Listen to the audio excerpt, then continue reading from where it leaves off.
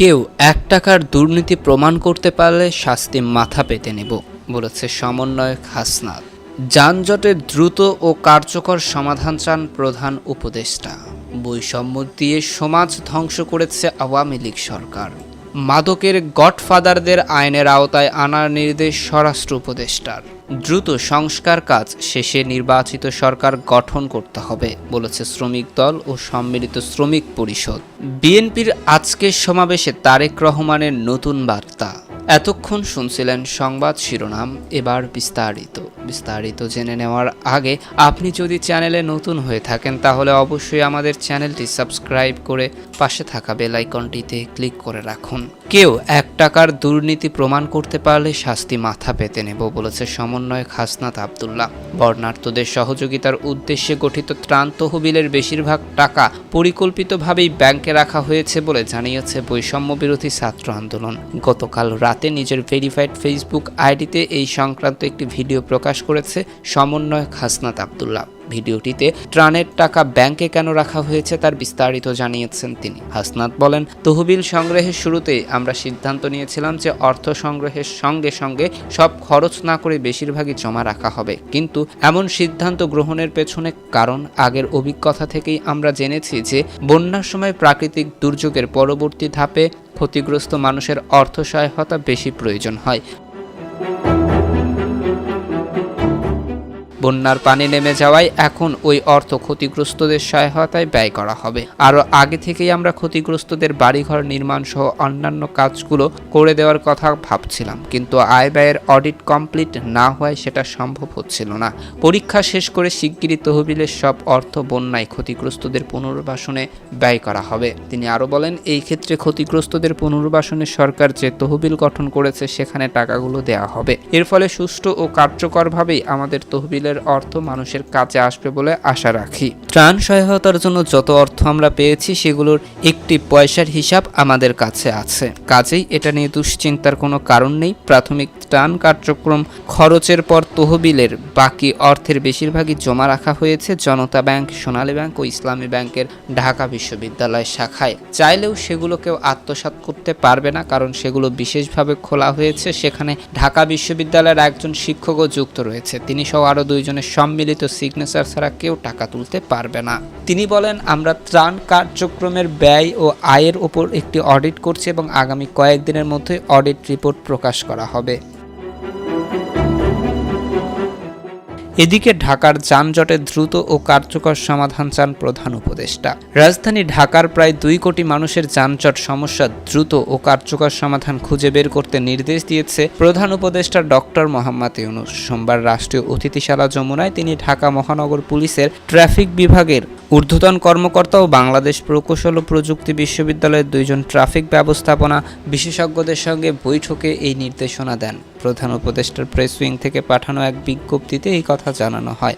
বৈঠকে প্রধান উপদেষ্টা বলেন, তাদের যানজট কমাতে হবে, আমাদের দ্রুতই এর সমাধান খুঁজে বের করতে হবে। বিজ্ঞপ্তিতে বলা হয়, বৈঠকে ট্রাফিক পুলিশকে কিছু পরীক্ষামূলক প্রকল্প গ্রহণ করতে বলা হয়েছে, যেটির অধীনে যানজট কমাতে শুরুতে 2-3টি গুরুত্বপূর্ণ সড়কের পরিকল্পনা গ্রহণের নির্দেশ দেওয়া হয়। এসব সড়কে বাস থামানোর সময় 2 মিনিটের কম রাখার ব্যবস্থা করা ও পর্যায়ক্রমে তা অন্যান্য সড়কে প্রয়োগ করার পরামর্শ দেওয়া হয়েছে।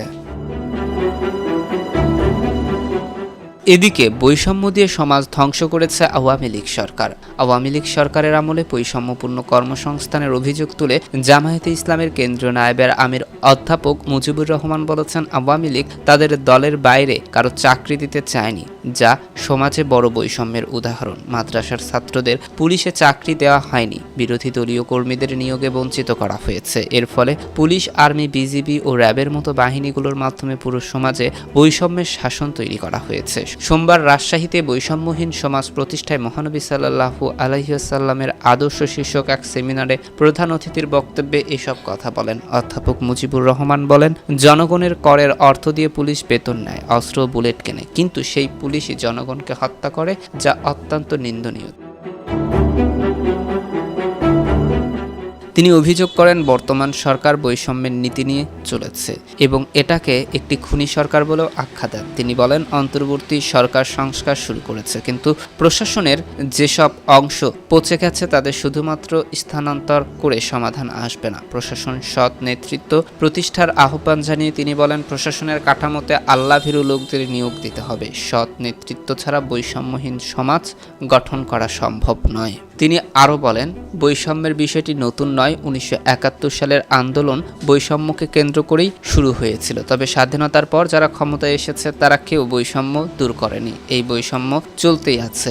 আমার কাছে মনে হয় আল্লাহ তাআলার সেই কথা, আমি সৃষ্টি করেছি জিন এবং মানুষকে কেবল এই জন্যই তারা আমার ইবাদত করবে। তাই আল্লাহর গোলামি যতদিন প্রতিষ্ঠা না হবে ততদিন বৈষম্য চলতেই থাকবে। এদিকে মাদকের গডফাদারদের আইনের আওতায় আনার নির্দেশ স্বরাষ্ট্র উপদেষ্টার।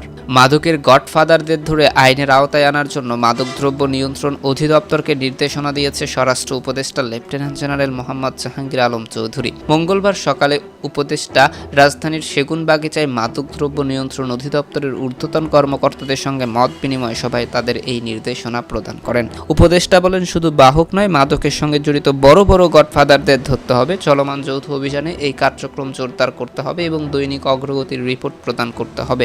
এই বিষয়ে সাফল্যের উপর নির্ভর করে অধিদপ্তরের পারফরমেন্স মূল্যায়ন করা হবে মর্মে তিনি এ সময় মন্তব্য করেন। তিনি বলেন দুর্নীতি না কমাতে পারলে এই সরকারের সাফল্য আসবে না। তিনি এই সময় মাদকদ্রব্য নিয়ন্ত্রণ অধিদপ্তরের কর্মকর্তাদের ও কর্মচারীদের ঘুষ দুর্নীতি থেকে দূরে থাকার আহ্বান জানান। উপদেষ্টা বলেন মাদক ভবিষ্যৎ প্রজন্মকে ধ্বংসের মাধ্যমে পরিবার, সমাজ এবং রাষ্ট্রের জন্য ভয়াবহ পরিণতি বয়ে আনে। তাই মাদক নির্মূলে অধিদপ্তরের কর্মকর্তা কর্মচারীদের মানসিকতার পরিবর্তন করে আন্তরিকভাবে কাজ করতে হবে। যেভাবেই হোক মাদক নিয়ন্ত্রণ করতে হবে।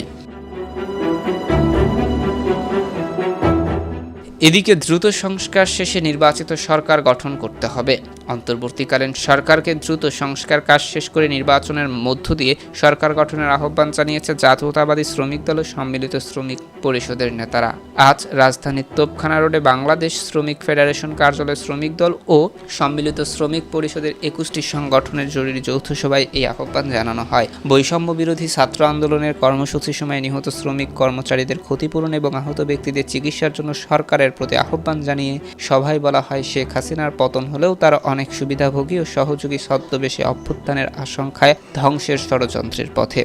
গত অভ্যুত্থানে পরাজিত শক্তি বিভিন্ন সংগঠনের অনুপ্রবেশে অপচেষ্টা চালাচ্ছে। তাদের প্রচেষ্টা প্রতিরোধ করার জন্য সবাইকে সতর্ক থাকতে হবে। বাংলাদেশের পরিসংখ্যান ব্যুরোর হিসেবে দেশে 7,35 লাখ শ্রমিক কর্মচারী রয়েছে উল্লেখ করা হয় সবাই। এই প্রেক্ষাপটে সব শ্রমিক কর্মচারীর কর্মসংস্থানের সুযোগ সৃষ্টি করতে হবে। প্রতিটি প্রতিষ্ঠানে নিরাপদ কর্মপরিবেশ নিশ্চিত করতে, শিল্প কারখানার উৎপাদন স্বাভাবিক রাখতে এবং শ্রমিক কর্মচারীদের ন্যায্য মজুরি নিশ্চিত করতে শ্রমিকদের 21টি সংগঠনের নেতারা ঐক্যবদ্ধ হয়ে কাজ করার প্রত্যয় ঘোষণা করে।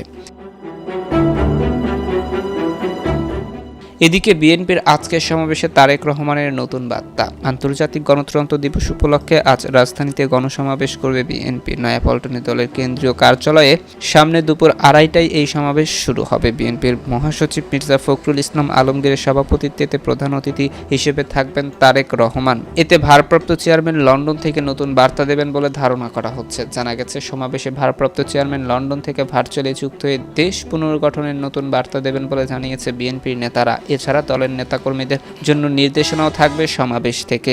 দলের ঢাকা মহানগর ছাড়াও ঢাকা বিভাগের বিভিন্ন জেলার নেতাকর্মীরা এই গণসমাবেশে যোগ দেবে। বিএনপির প্রচার সম্পাদক সুলতান সালাউদ্দিন টুকু, ঢাকা মহানগর উত্তরের সদস্য সচিব আমিনুল হক ও দক্ষিণের সদস্য সচিব তানভীর আহমেদ রবিনের যৌথ সঞ্চালনায় গণসমাবেশে বিএনপির স্থায়ী কমিটির সদস্যরা সহ জ্যেষ্ঠ নেতারা বক্তব্য রাখবেন। আন্তর্জাতিক গণতন্ত্র দিবসে গতকাল নয়াপল্টনে এই সমাবেশ হওয়ার কথা থাকলেও বৈরী আবহাওয়ার কারণে তা পিছিয়ে 17 সেপ্টেম্বর নির্ধারণ করে বিএনপি। গতকাল নয়াপল্টনে সরেজমিনে দেখা গেছে সমাবেশের মঞ্চ তৈরির কাজ চলছে। কাজের অগ্রগতি দেখতে এদিন বিকেল 4:45টার দিকে নয়াপল্টনে যান সমাবেশে আয়োজনের দায়িত্বশীল বিএনপির স্থায়ী কমিটির সদস্য অধ্যাপক ডক্টর AZM জাহিদ হোসেন এবং যুগ্ম মহাসচিব হাবিবুন নবী খান সোহেল।